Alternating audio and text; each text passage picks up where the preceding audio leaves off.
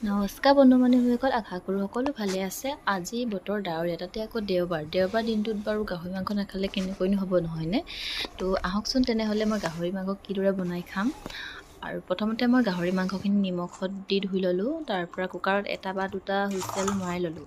আৰু এতিয়া বনাবলৈ লৈছোঁ গাহৰি মাংসৰ লাই শাকৰ সৈতে। আৰু একেবাৰে গাহৰি তেলতে গাহৰি মাংস বনাম আজি। তো এনেদৰে খালে পেটৰো দিগদাৰ নহয় আৰু প্লাছ তেলো ৰাহি হয়, নহয়নে? আনফালে আকৌ ৰুহিৰ লগত খেলি থাকিবও লাগে নহয়। এইফালে কুকভাগ খেলি আছোঁ দেখিছেনে? তাইৰ পৰা মোক বিচাৰি ফুৰিছে, অৱশেষত দেখিলেগৈ বাৰু।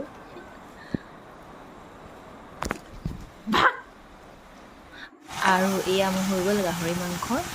একেবাৰে তেল নিদিয়াকৈ বনাইছোঁ যদিও মানে তেল ওলাইছে। আৰু ইয়াত আজি দেওবাৰে থালিখন ৰেডি হৈ গ'ল। আৰু আপোনালোকে কেনেকুৱা পালে চাই জনাবলৈ নাপাহৰিব। বাই।